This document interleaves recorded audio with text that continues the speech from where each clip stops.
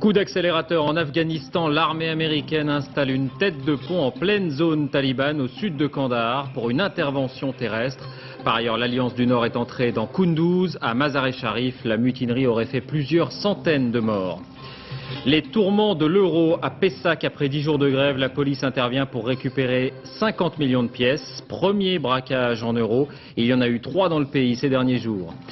C'est la profession la plus populaire de France, selon un sondage Que Choisir. Les pompiers, comme les policiers, sont souvent le dernier rempart. L'enquête de cette édition au service des urgences de Château-Landon, dans le 10e arrondissement de Paris. Controverse internationale après le premier clonage d'embryons humains. Le Vatican condamne sans équivoque, George Bush aussi. On verra précisément quels sont les progrès médicaux attendus. Arrow sur Barthez en Angleterre. Fabien Barthez, ses nouvelles bourdes ont fait perdre Manchester United. La presse se déchaîne. Le gardien de l'équipe de France est d'ailleurs menacé de poursuites disciplinaires. Bonsoir à tous, merci de votre attention. Cette fois, l'expression prend tout son sens. Les États-Unis ont bien décidé d'une intervention terrestre en Afghanistan. C'est un tournant.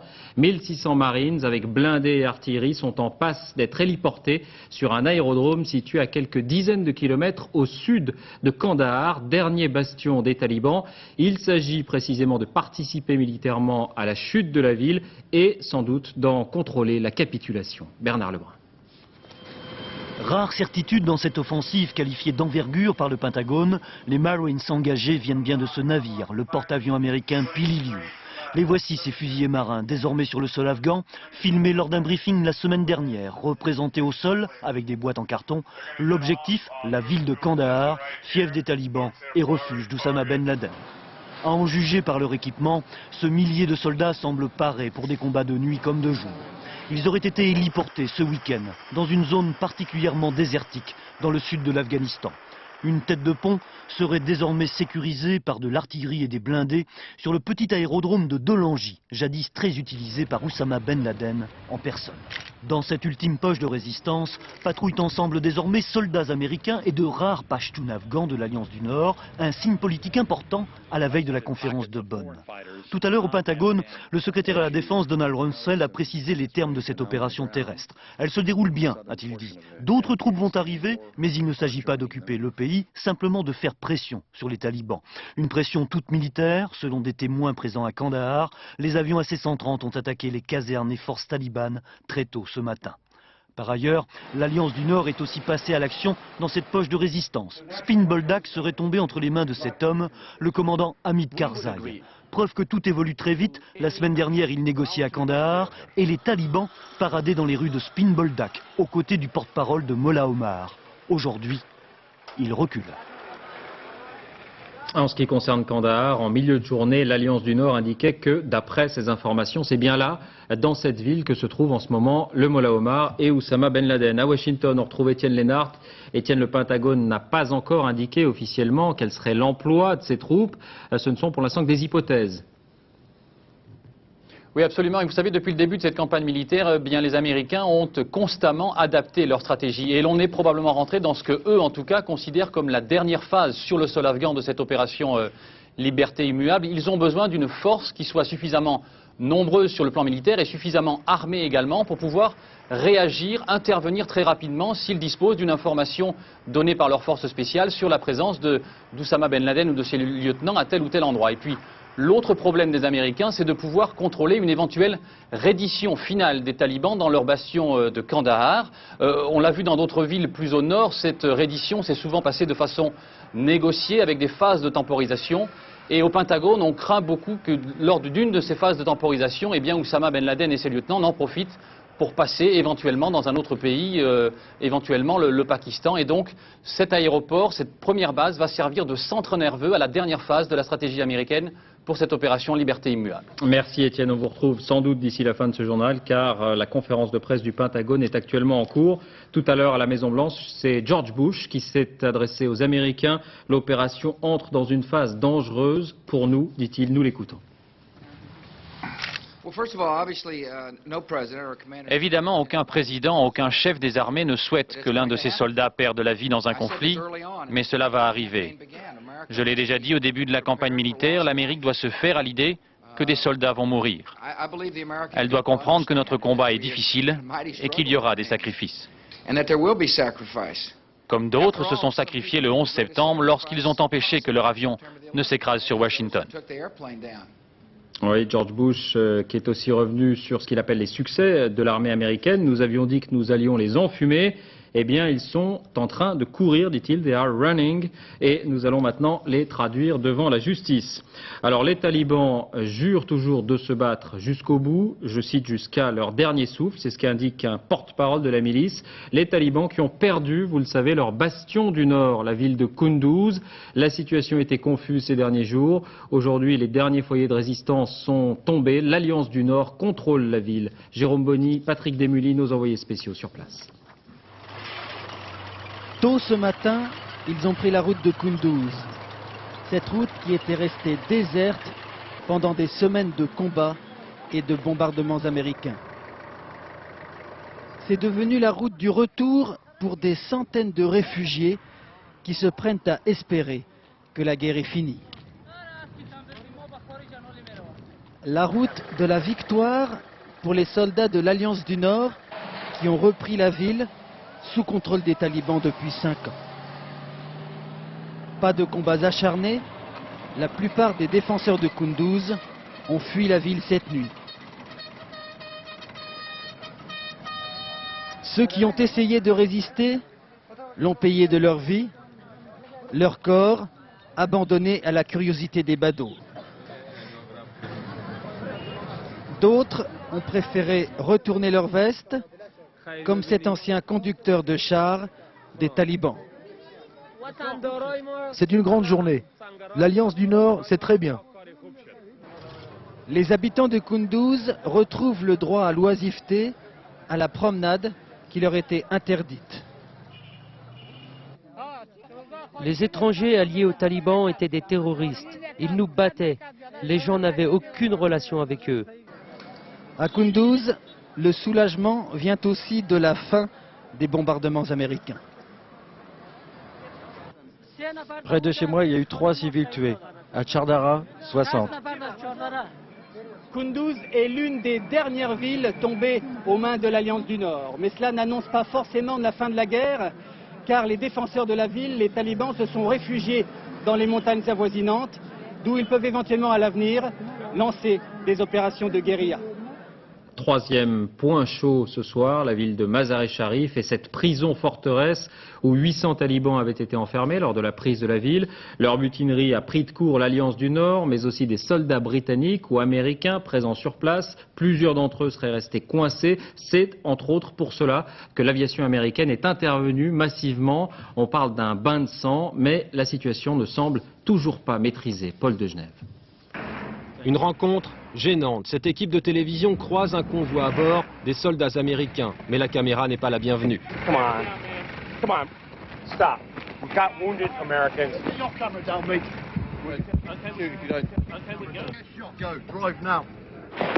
Un Américain, en voici un autre, engagé aux côtés des combattants de l'Alliance du Nord. Lui ne se cache pas, pourtant il pourrait s'agir d'un agent de la CIA. Et c'est hors caméra qu'il avoue qu'un autre Américain aurait été tué. Selon des journalistes pris au piège dans la forteresse, tout a commencé dimanche quand un mercenaire s'est fait sauter avec une grenade. Dans la confusion, ses compagnons d'infortune, des talibans étrangers, se sont mutinés. D'abord surpris, les Moudjahidines se sont ressaisis, une riposte soutenue par les bombardements américains. La preuve par l'image, à Washington, les responsables du Pentagone montrent la prison frappée par un missile. Ils reconnaissent aussi que 5 de leurs soldats ont été blessés dans ces bombardements. L'Alliance du Nord et les Américains n'ont pas fait de quartier. 600 prisonniers étrangers seraient morts. La mutinerie ce soir n'est pas encore tout à fait terminée. L'image de Kaboul, enfin, ou plutôt des environs de la capitale. Des équipes de démineurs d'une organisation internationale ont commencé à dégager la route qui mène à l'aéroport de Bagram, route vitale pour l'acheminement du ravitaillement et des équipements vers le nord du pays. À noter à ce propos que l'aide humanitaire, tout comme les soldats français, sont toujours bloqués à la frontière ouzbek. Le règlement politique maintenant, nous sommes donc à la veille du sommet de Bonn. Alors Patrice Romden, il y aura 4 délégations, l'Alliance du Nord, les proches de l'ex-roi, les chefs de tribus du Sud et des hommes de l'ancien homme fort, Hekmatyar. Quel sera en fait l'ordre du jour demain matin ? Eh bien, demain matin à 10 h, cérémonie d'ouverture de la conférence. Et dans la foulée, les 28 délégués s'attaquent, sous le parrainage des Nations Unies, à 2 dossiers prioritaires. Le premier concerne la mise en place d'une administration de transition qui devra travailler sereinement. Et ça nous amène au second dossier. Il faut rétablir la sécurité en Afghanistan. Pour ce faire, 3 options seront débattues. D'abord, le déploiement d'une force 100% afghane. Les Nations Unies ne le cachent pas, elles n'y croient pas une demi-seconde. Deuxièmement, l'envoi de casques bleus. Là encore, les Nations Unies n'y tiennent pas franchement, dans la mesure où les casques bleus sont censés préserver la paix, et la paix actuellement n'existe pas en Afghanistan. Dernière solution, une force multinationale disposant d'un mandat des Nations Unies. C'est la solution pour laquelle penche l'ONU. Reste à savoir si cela est compatible avec les desiderata, notamment de l'Alliance du Nord, qui ne manque pas une occasion de dénoncer l'ingérence étrangère en Afghanistan. Merci Patrice. Alors à ce propos, écoutez précisément l'un des hommes forts de l'Alliance du Nord, le docteur Abdullah Abdullah, ministre des Affaires étrangères. Il nous a accordé une interview à Kaboul au moment où la délégation de l'Alliance prenait le départ vers l'Allemagne, sur cette question aussi de l'intervention d'une force internationale. On l'écoute. Nous avons réussi à libérer des régions entières de la mainmise des talibans et des groupes terroristes sans l'intervention sur notre sol de troupes étrangères. Assurer la sécurité dans le pays, c'est aussi quelque chose que nous devons nous efforcer de réussir entre Afghans en coopérant avec les différentes factions. Mais par ailleurs, nous n'exclurons pas la possibilité, voire même la probabilité de faire appel à des forces internationales. Personne ne devrait avoir peur de vous en Afghanistan ? Personne ne devrait avoir peur de nous. Au contraire, nous devons travailler ensemble avec quiconque partage ces 2 idéaux. Construire la paix et donner au peuple afghan le droit à l'autodétermination. Il faut travailler ensemble pour faire que ce rêve se réalise. Propos recueillis par notre envoyé spécial à Kaboul, Bertrand Koch. Et puis image d'un candidat à la présidentielle française à Kaboul, Alain Madelin. Il a eu des discussions avec plusieurs des ministres de l'Alliance du Nord qu'il connaît depuis longtemps. On revoit ici Abdullah Abdullah. Il devait également rendre un hommage au commandant Massoud. Et à propos de Massoud, du nouveau dans l'enquête sur son assassinat, c'était 2 jours avant le 11 septembre. 14 personnes ont été arrêtées aujourd'hui en Belgique et en France. Elles feraient partie du réseau Al-Qaïda. Olivier Karoff, Marianne Masse. Tournée avec une petite caméra amateur, la scène paraît presque anodine. En fait, c'est bien une arrestation qui vient de se produire dans les rues de Bruxelles au petit matin. En tout, la police belge a mis la main sur une dizaine de personnes. À chaque fois, les policiers sont repartis avec d'importantes quantités de documents et les ordinateurs des suspects. Ce qu'ils espèrent y trouver, des liens avec les réseaux terroristes d'Oussama Ben Laden et surtout avec l'assassinat en Afghanistan le 9 septembre dernier du commandant Massoud. Ennemi irréductible des talibans, il avait été tué par un commando terroriste. 2 hommes qui s'étaient fait passer pour des journalistes. Dans l'hélicoptère qui les menait à leur cible, ils avaient été filmés par hasard. Les voici au fond de l'appareil. Leur lien avec la Belgique, leur passeport, des faux documents qui ressemblent beaucoup à d'autres, saisis en décembre 2000 à Calais. Vraisemblablement, les personnes qui ont trouvé la mort lors de l'assassinat de Massoud ont été à un certain moment en possession de faux passeports belges de la même série que les passeports trouvés à Calais. Qui a fabriqué ces faux papiers? La justice belge le dira. Les services de renseignement, eux, ont déjà leur petite idée. Ici en France, à la DST, on a coopéré avec les Belges. Résultat, 2 nouvelles arrestations ce matin, des suspects liés au réseau Ben Laden. On retrouve la trace de ces 2 hommes un peu partout en Europe et particulièrement en Allemagne. L'Allemagne, le point de départ des kamikazes du World Trade Center. Et puis juste un mot de la maladie du charbon aux États-Unis. Pas de nouveaux cas, mais une disparition qui intrigue beaucoup la presse et les autorités. Celle de cet homme, Don Wheeley, 57 ans, biologiste de l'université d'Harvard. On est sans nouvelles de lui depuis 10 jours. C'était un chercheur de renom, notamment dans cette matière-là. Sa voiture a été retrouvée sur un pont de la rivière Mississippi. Sa famille exclut le suicide. Le FBI a été chargé de l'affaire. En bref, encore à l'étranger, le Proche-Orient, arrivé en Israël du général Zini, désigné par Washington pour tenter de trouver un accord avec les Palestiniens sur un cessez-le-feu et une éventuelle reprise des négociations, arrivé dans des conditions difficiles. Nouvelle attaque suicide aujourd'hui revendiquée par le Hamas à la sortie nord de la bande de Gaza. Le kamikaze est mort, 2 gardes frontières israéliens ont été blessés.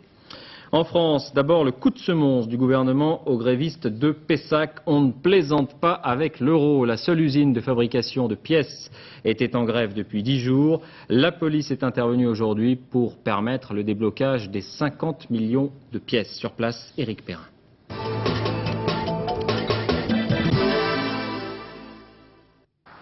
Rien ne doit arrêter l'opération Euro. Après 10 jours de blocage pour cause de grève, voici le premier camion rempli de pièces d'euros à sortir de l'établissement des monnaies à Pessac. Pour cela, les autorités n'ont pas lésiné sur les moyens. 2 heures du matin, une dizaine de cars de CRS prennent position autour du site. Objectif, empêcher les syndicats de poster, comme c'est le cas depuis le 15 novembre, des piquets de grève. Il y a 4 accès, les 4 accès sont bloqués par les CRS. On n'accède plus à la monnaie à l'heure où on est là.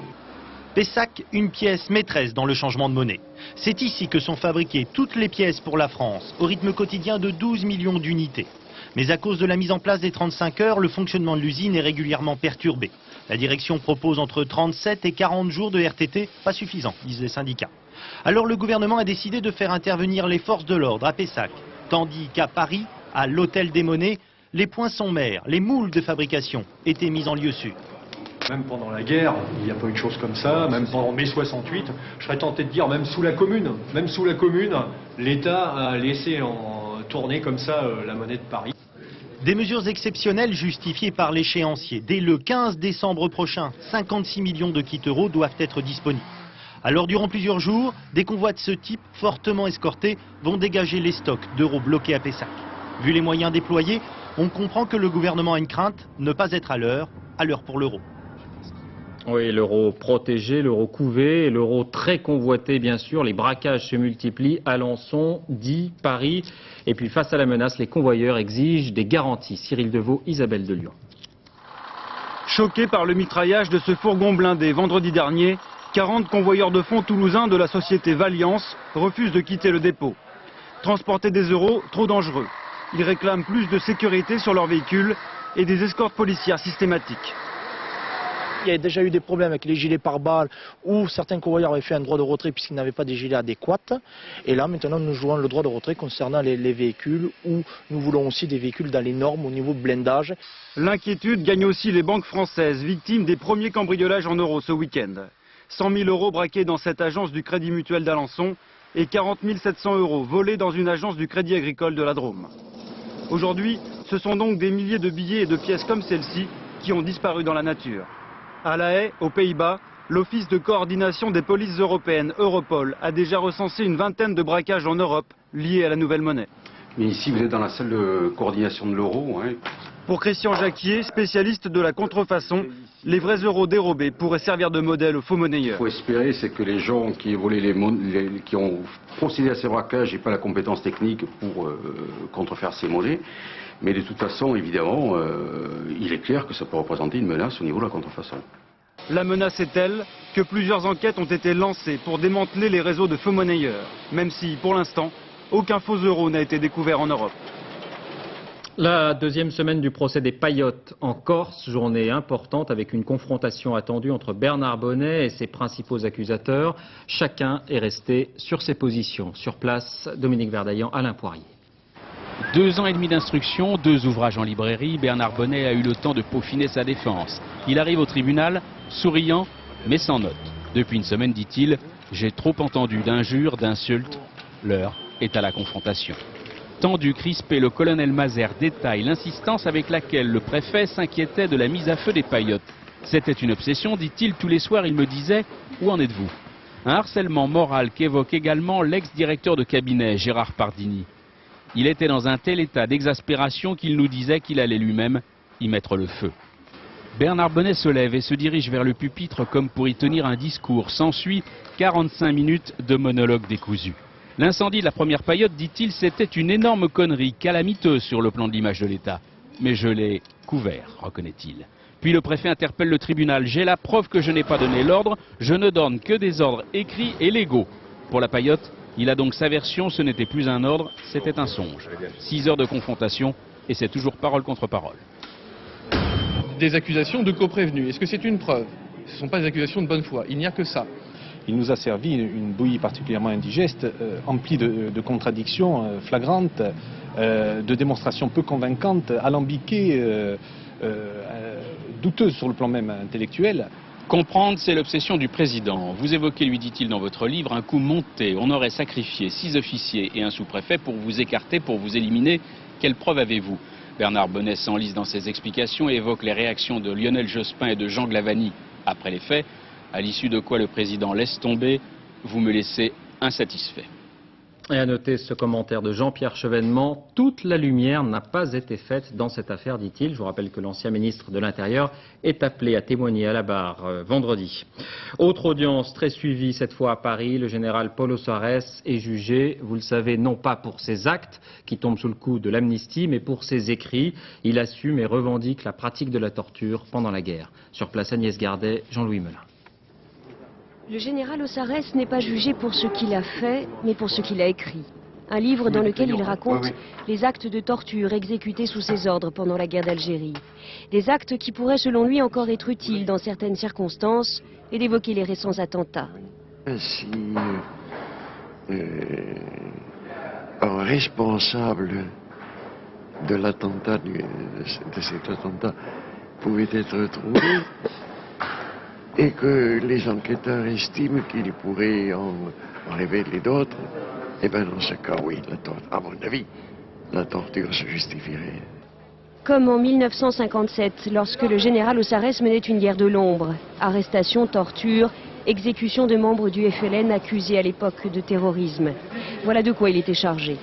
Louisette en sait quelque chose. Cette ancienne militante, les subalternes d'Ossarès l'ont torturé pendant 3 mois. Il respirait l'odieux, le macabre, l'ignominie. Alors pour les victimes de la guerre d'Algérie et ses exactions, ce procès est bien plus que celui d'un délit de presse.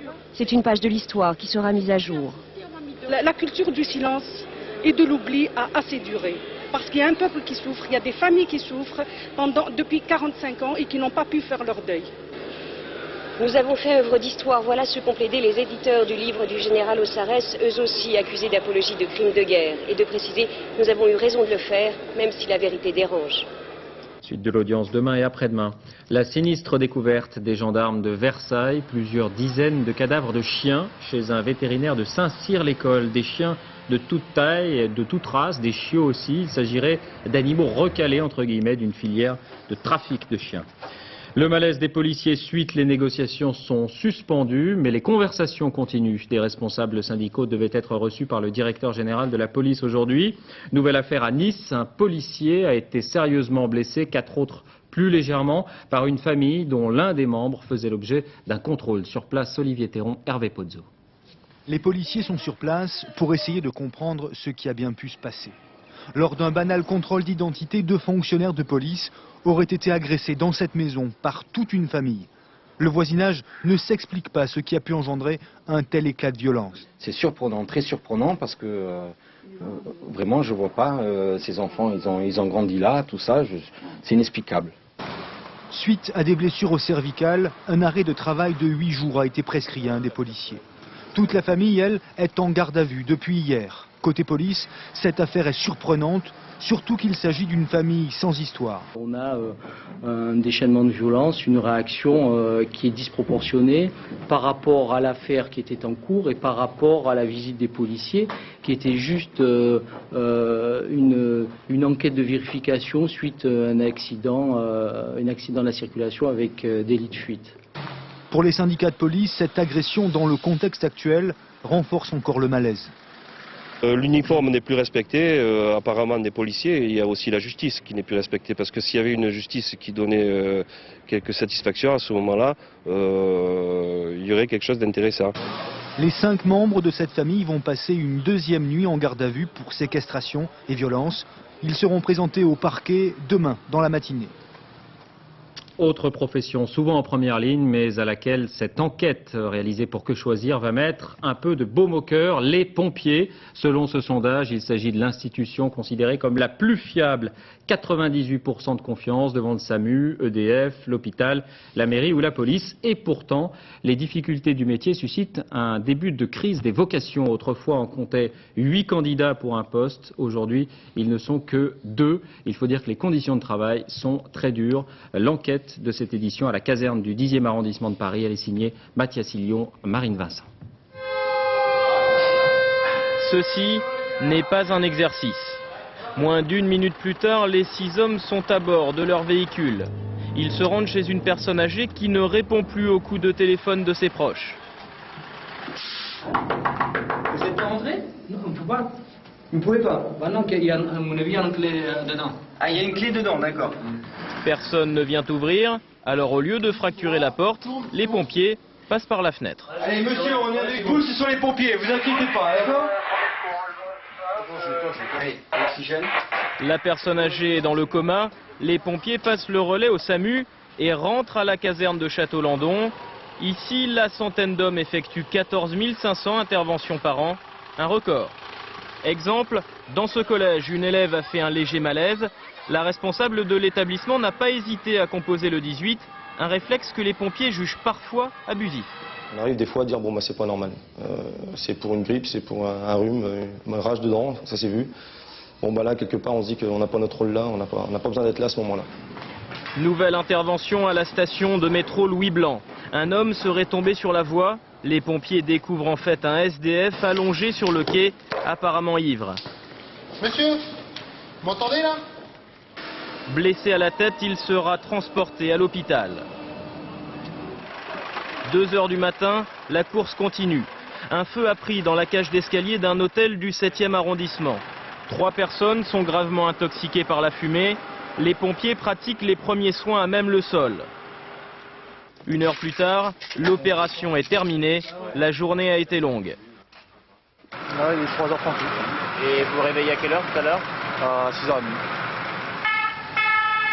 Ce rythme effréné, Damien Tayoki n'a plus envie de le vivre. Lassé par les 13 à 15 gardes de 24 heures par mois, lassé par les allers-retours incessants entre Paris et sa province, Damien a trouvé un poste de pompier à Peugeot-Mulhouse. Il y découvrira les 35 heures et le droit de grève. Autant d'avantages que son statut militaire lui interdisait jusqu'alors. Il quittera la compagnie après-demain. Pour plusieurs raisons. Là, j'ai trouvé un travail, je serai à 10 minutes de chez moi.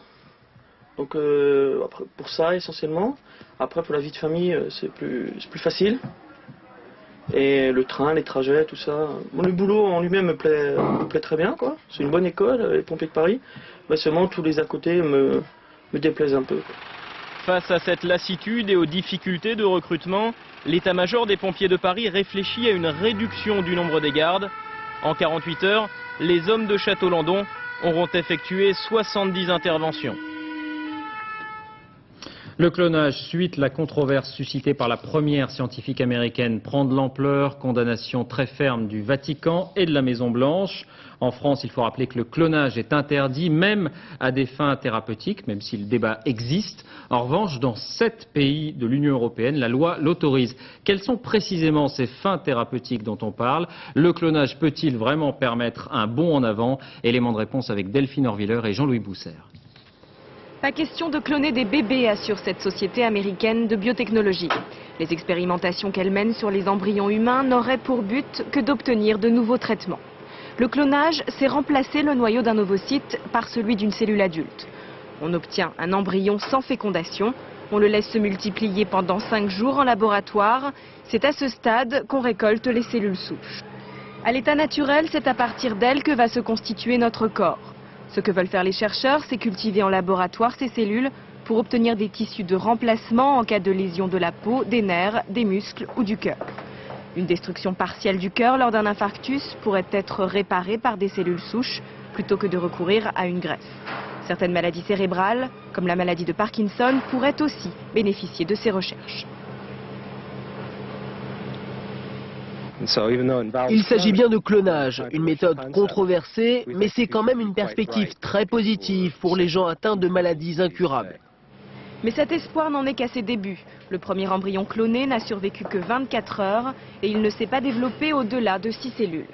C'est très loin du stade de l'embryon qu'il faudrait atteindre pour isoler les cellules à utilisation thérapeutique, les cellules de l'espoir. Ces cellules sont en effet à prendre sur un embryon de 6-7 jours et qui a entre 128 et 256 cellules. Donc vous voyez qu'ils sont très loin du compte. Le débat autour des cellules souches devra répondre à la fois aux problèmes éthiques liés au clonage et à l'espoir de nouveaux traitements pour les malades. À propos d'hommes nouveaux, mais dans un autre registre, cette exposition qui elle aussi peut donner le vertige, ça s'appelle L'homme transformé, comment l'ordinateur, les microprocesseurs peuvent constituer des prothèses, peuvent prolonger l'homme en quelque sorte. Reportage à la Cité des Sciences et de l'Industrie, Sophie Rodier, Jacques Gérard. Jeux paralympiques de Sydney. Le Français Franck Barré décroche une médaille d'argent au saut en longueur. Un bond à 5,99 m. Dans les années 70, c'était de la science-fiction. Aujourd'hui, l'homme bionique existe bel et bien.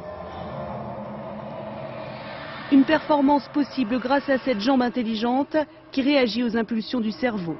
Bardées de capteurs et de puces informatiques, ces prothèses sont capables de restaurer des fonctions du corps humain. Ce procédé permet également d'agir sur le cerveau.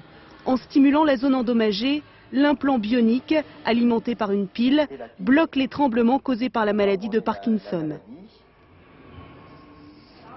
Je viens d'arrêter la pile et les symptômes de la maladie peuvent récidiver dans les secondes qui viennent. Essayez de contrôler si le tremblement est l'autre. Donc on voit la raideur devient importante. Et les symptômes, si on laisse, les symptômes de la maladie reviennent. Dans ce laboratoire américain, on teste un nouveau système pour les tétraplégiques qui permet de commander un ordinateur par la pensée. Muni de ce casque, le patient se concentre sur une action, ici fermer sa main. Grâce aux électrodes, l'ordinateur lit dans ses pensées et lui permet d'accomplir le geste. On voit les avantages pour des personnes handicapées qui pourraient par exemple communiquer alors qu'ils ne peuvent plus communiquer par leurs membres ou par la voix avec un ordinateur, mais on peut imaginer aussi toutes les dérives. On peut influencer par exemple le corps de l'extérieur, et ceci pose des problèmes éthiques considérables. Un jour, la machine remplacera-t-elle l'homme, comme cet enfant robot doué de sentiments créé par Steven Spielberg? Un scénario pas si éloigné du futur, imaginé par la Cité des Sciences. À voir jusqu'en janvier à la Cité des Sciences, donc à Paris. Social, le retour à la normale du trafic ferroviaire en Rhône-Alpes. Après quelques jours de grève des agents de conduite, le mouvement portait sur les 35 heures. Les 35 heures également à l'origine d'une manifestation assez rare, celle des boulangers. Ils étaient quelques 4000 ici à Paris. C'est une profession où on ne compte pas ses heures, en tout cas pour les artisans, mais même pour leurs employés. On parle de 44 heures de travail en moyenne par semaine. Alors le passage aux 35 heures est prévu au 1er janvier. Ce que les boulangers réclament, c'est la possibilité d'un recours plus étendu aux heures supplémentaires. Reportage Martin Gouès, Sébastien Maloiseau. Pour faire du pain, il faut de la farine, de l'eau et du temps. Et le temps, avec les 35 heures, les boulangers ont peur d'en manquer. L'aménagement des horaires, ils ne sont pas contre, mais à certaines conditions. L'idée des 35 heures en soi, c'est pas forcément un mal. C'est une amélioration, un progrès social. Mais il faudrait peut-être des aménagements et du personnel. Appliquer la loi à la lettre nécessiterait donc d'embaucher entre 1000 et 5000 personnes selon le patronat. Mais la main-d'œuvre qualifiée manque, les candidats sont souvent découragés par des journées sans fin. Le temps de fabrication du pain n'est pas forcément compatible avec l'aménagement du temps de travail. Il me manque 10 heures par semaine maximum, 5 à 10 heures. Je ne peux pas embaucher un gars pour 5 ou 10 heures, parce que là on m'aide pour embaucher un gars. Mais il n'y a personne qui veut travailler chez moi 5 heures, c'est impossible. La solution pour lutter contre le manque de main-d'œuvre, les heures supplémentaires. Mais la loi les limite à 180 par an à partir du 1er janvier. Actuellement, un salarié peut en faire 329. Elles représentent donc une part importante de leur pouvoir d'achat. Ça dépend du salaire la base de chacun, quoi. Mais autrement, c'est vrai que ça, sur un salaire normal, ça peut représenter, je sais pas moi, 10% en plus. Le gouvernement estime que la loi sur les 35 heures a déjà suffisamment été assouplie. Les artisans boulangers, eux, ne veulent pas, disent-ils, faire leur pain avec un chrono dans le dos. Le sort de l'usine Bata Elocourt à Mousset, en Moselle. C'est un cadre, l'actuel directeur du marketing, qui a été désigné pour reprendre l'entreprise. Plus de 520 des 834 salariés de l'usine seront licenciés. La famille maintenant, parmi les dispositions étudiées par le gouvernement, celle qui vise à renforcer le rôle des grands-parents. Problème, ils ne sont plus toujours là, ou en tout cas pas forcément disponibles. D'où le succès de cette association Grands Parrains. Vous allez comprendre avec le cas de Janine, 78 ans, et d'Hélène, 4 ans. Tout le monde y trouve son compte. Cécile Delarue, Patrick Deschmecker. Ah, je te vois. Tu me vois? Alors. Ah, tiens, je t'ai mis, t'y arrives. Comme une vraie grand-mère avec sa petite fille. Tous les mercredis après-midi, dans l'appartement de Fontenay-aux-Roses, Hélène, bientôt 4 ans, et Janine, 78 printemps, jouent à la dinette, chantent des comptines et se font peur en racontant l'histoire du petit poussé. Mais heureusement, il a eu l'idée de se mettre des petites miettes de pain. Dans sa poche, moi je voulais manger de la sono-graisse. Ah, d'accord. Ah bon. Leur histoire à elle dure depuis longtemps déjà. Quand Janine l'a rencontrée pour la première fois, Hélène n'avait que 10 mois. Elle ne marchait pas encore, elle ne soignait à 4 pattes encore quand j'ai commencé à la voir. J'ai trouvé mignonne, et puis voilà. Et puis j'avais un peu peur au début, je me suis dit qu'il faudrait qu'elle s'habitue à moi. Hein, parce que bon, là ça s'est fait très vite. Hein. Hélène l'appelle mamie, et pourtant ce n'est pas du tout sa grand-mère. Attention de pas tomber. Hein. La sienne habite trop loin, elle la voit très rarement. Alors ses parents ont contacté l'association Grands Parrains qui leur a fait rencontrer Janine. La petite peut ainsi tisser des liens avec une personne âgée, tandis que la grande s'accorde un peu de joie de vivre.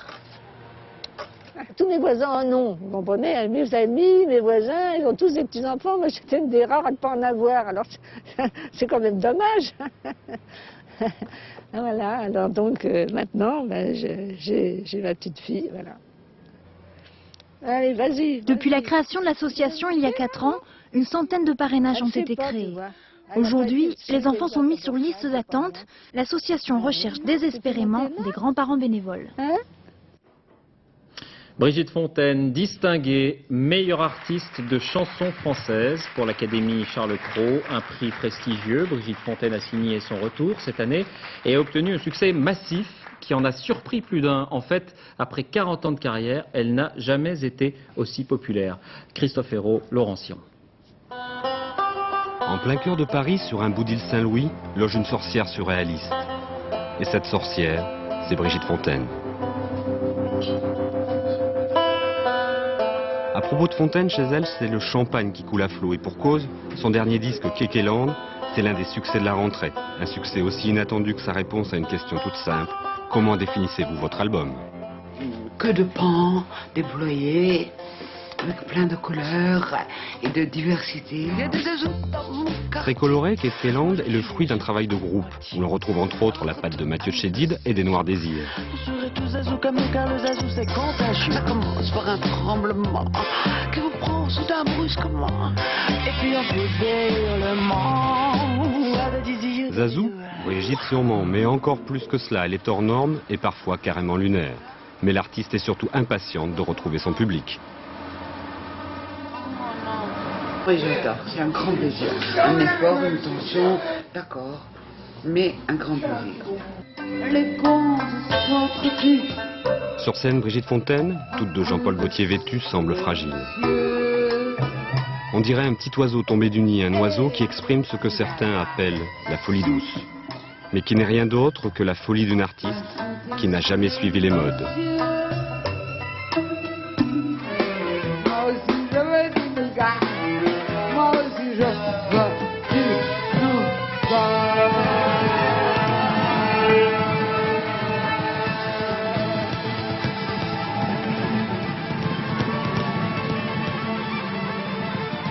Elle a la santé, Brigitte Fontaine. Elle est actuellement en tournée dans toute la France. Sport, football, on connaît le dernier qualifié pour la Coupe du Monde 2002. Il s'agit de l'Uruguay qui a gagné face à l'Australie 3-0. L'Uruguay, rappelons-le, a déjà remporté la Coupe du Monde. C'était en 1950. Le 3e but. Et puis les soucis de Fabien Barthez, il est l'une des coqueluches de l'équipe de France, mais il est contesté de plus en plus dans son club, Manchester United. 2 nouvelles boulettes du gardien français ont coûté la victoire aux géants anglais hier soir face à Arsenal. Et ce matin, la presse s'est déchaînée contre lui. Julien Beaumont, Laurent Boussier. Fabien Barthez, un ami qui vous veut du bien, c'est sans doute ce que pense Thierry Henry. Barthez héros bien malgré lui de ce match Arsenal-Manchester United. À 10 minutes de la fin, à 1 partout, ce dégagement du goal de Manchester United atterrit dans les pieds de Thierry Henry, il n'en attendait pas tant. Quelques minutes plus tard, nouveau face-à-face entre les deux joueurs qui ont débuté ensemble à Monaco. Barthez manque de maîtrise et offre à l'attaquant d'Arsenal un doublé et surtout la place de meilleur buteur du championnat. Un cadeau qui n'a pas échappé aux journaux anglais, ici en français dans le texte. Les 2 bourdes de Barthez font plonger son club à la 6e place. Barthez devient le planqueur, le gaffeur. On voit des titres comme Barthez le ballot, Barthez l'idiot, mais ils ont vite oublié le titre qu'ils lui donnaient auparavant, le super sauveur. Ici, la presse aime bien les boucs émissaires. Fabien Barthez reste probablement l'un des meilleurs gardiens du monde. Question correction, c'est une autre histoire.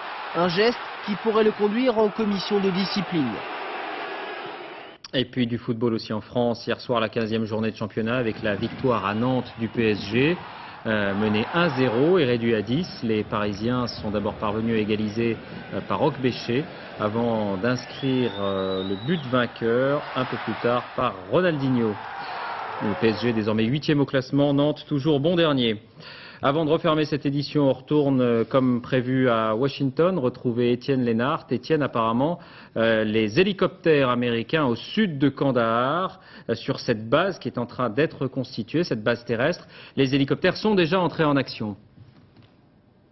Oui, c'est une information qui a été donnée par un porte-parole de la 15e unité des Marines. Des hélicoptères Cobra sont rentrés en action il y a un peu plus de 3 heures, à la demande des forces déjà présentes autour de cette piste, tout simplement parce qu'un convoi d'une 15aine de véhicules, des blindés légers semble-t-il, eh bien, se dirigeait vers cette piste. Ils ont été repérés par les avions espions américains.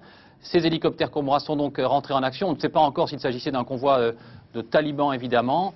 Ces hélicoptères sont entrés en action. Cette opération a démarré il y a 3 heures et elle se poursuivrait actuellement. Nous aurons probablement de plus amples détails dans les heures qui viennent. Merci Étienne, c'est la fin de cette édition. À suivre la météo, Nathalie Riouet. 20h50, l'un des grands téléfilms de la rentrée sur France 2, Nadia Coupeau, dite Nana, librement adapté d'Émile Zola, avec Lou Doyon et Jean-Claude Brialy, entre autres. L'info sur France 2, 22h25, nouveau numéro de complément d'enquête. Environnement, mondialisation, proximité. Benoît Duquesne revient sur ce qu'on appelle les nouveaux militants. Minuit 10, dernier journal, Laurence Piquet. Demain, dès 6h30, Télématin, Françoise Laborde recevra Gilles de Robien au cas de vérité. 13h, Daniel Bilal. Et on se quitte avec d'autres images de Kaboul, la première course cycliste depuis que la ville a été libérée. Ils étaient une vingtaine, les tenues sont très belles, très pro, mais il faut faire attention aux nids de poules. À demain.